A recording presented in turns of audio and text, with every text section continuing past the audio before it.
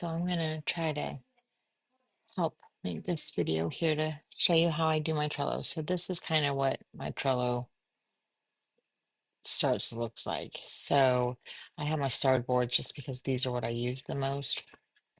But like for torchlight level one here, so when I created this, I add in honest a lot of these videos and stuff for Curiosity Chronicles came from sorry, my kids are playing Minecraft in the background, if you can hear that, from another Trello board that you can find in the Curiosity Chronicles Facebook group and stuff. But I added in like the child through times and yada yada. So I have these like all the way through. And then if you look, once we get back here, these are the ones that we've already gone through. We are a bit behind, as per always with us with history, but we go through the summer. So this will be what we carry on through the summer. So we'll get through it eventually. Um, so this is, and then so um, like this is what we're going to be working on next week. So let's just go ahead and do it right now. I copy list, create list, la la la la la. I have Windstream, so my internet is really slow. And then so then I move this list and I just move it all the way to the end. So then what we are working on next is always right here. Then I will move the list just created and I'm going to move it to current week of school. And then I always put it around like 4 just because of the way my stuff is lined up. So see, now it's gone. So then you go back up here. And then honestly, let's just go and do it for Boston Root year one. We're going to be switching to Real Science Odyssey come uh, when we're done with this. So this will look a bit different, but same thing here. Oh, I've already actually done the week for here because we're doing snow. I already moved it over, but same thing, copy, blah, blah, blah. So then when we come to my current week, as you can see, it has a lot more than what we just did. Resources, I just have resources. This is their read aloud series where they have to read aloud just to help 'em with reading aloud. But just random things that I want to make sure I have. Handwriting without tears. Again, like this is the level that we're working on, but we actually kind of moved past this. I just added this, it kept this here for extra handwriting practice for my kiddo with special needs who struggles with the spatial reasoning of handwriting. But as you can see, it's just literally the lesson number and then what it's working on. So I kind of just have an idea. Here's the list we just moved in. It is not as far over as I wanted. I'll move it over. Here's my lightning lit. For lightning lit, I use a picture of the book. I'm just highly visual, so I prefer that. But like when you open up this, I have a link to a playlist here on YouTube. And if we go there, I have all of like the books as read alouds here. So I don't have to get them from the library or make sure I have them. It's just one less step for me. And I have my kiddo with special needs is sensory seeking, so books are not safe with her.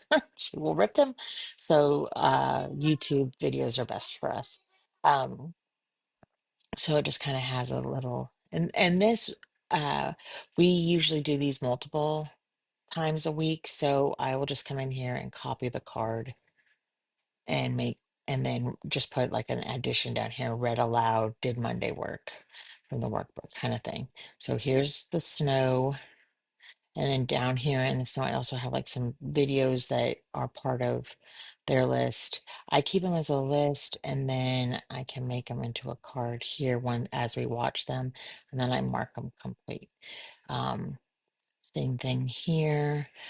These awesome with these really pretty headers and these covers, and it drives me crazy because after we watch them, I have to convert it to a regular card and then it takes away the cool picture. So, but struggles are real. Logic of English, we just started D, and I just honestly have been copying this template and just putting lesson 129, lesson 127, whatever lesson we're on in it here, and then moving it over. But here you can see it, right, start math. I just make a card. I made this on Canva. I just make these cards um, for each lesson. And then I have um, a the I have these templates over here that I made, the week template and the completed template. So this I just literally will copy list and I'll change it from template to whatever the week name is, and then I'll move it over so then I can just move these things over. And there's certain things we do every week. On Tuesdays, we have speech and occupational therapy and dance class. On Friday, she has physical therapy.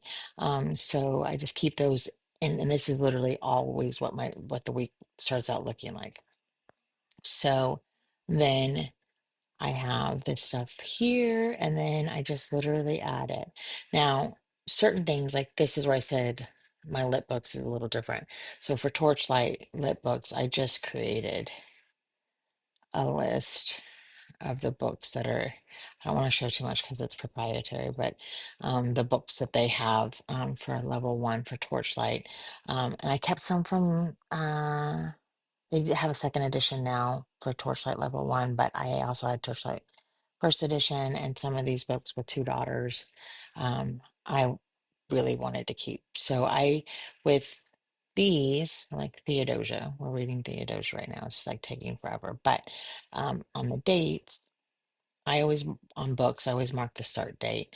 And then I just put, when I come down here, I put the due date of like when we read it. And then I mark it.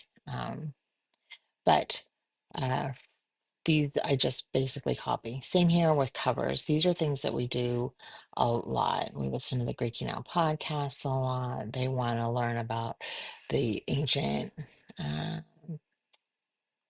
faiths and how they celebrated things in the Wheel of the Year. So we have a book on that. We watch Stillwater a lot. We do yoga a lot. We're currently in the Son of Neptune as our evening read aloud. And then just things that are kind of part of Right Star or part of Curiosity Chronicles that we don't necessarily do in a set order. And sometimes we do multiple weeks at a time, or like the history lap book. Um, Timeline, and then all of our electives, music, art, um, this book that we read from time to time, foreign language. This is the book that my youngest is reading for her silent read. I'm gonna do some Just Dance. So anyway, these are like basically just covers that and like cards that I want to be able to have to make copies of as we do things. Same with over here with games. Minecraft, Legos. We play a lot of games. We're a big gaming family, and like computers, games, and things like that.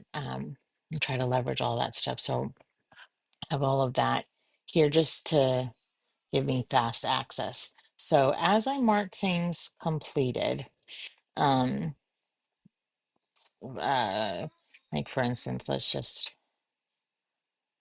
we'll do if I were to mark this completed. So I come over here and I'm like, okay, yeah, um we completed that today and save it. And it's like it shows that, oh, it's overdue. But when I have it automated, so when I hit the complete, it automatically moves it to the completed list. So, hold on. This is all the stuff we've done for the week. So boom, there it is. Um,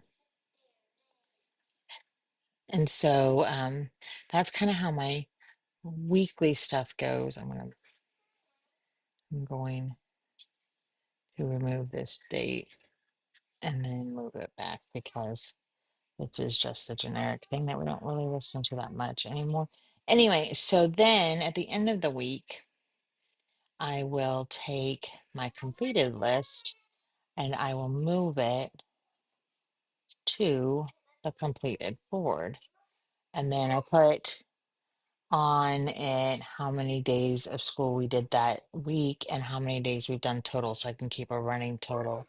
And so I have a whole board, girls quiet, a whole board of just everything we did that school year. So I live in a state where like we don't have to turn anything in. They don't really keep up with homeschooling, but just in case I ever do need to make proof of anything, I have my completed school years down here. So I use it a lot. And this is the free version. You can pay and get more features and stuff, but the free version's been working mostly well for me. There's some perks to the next level up that, or two levels up, that I'm wishing I had, like the ability to put all of this on a calendar format so I could see it in a nice like calendar layout, but that's fine.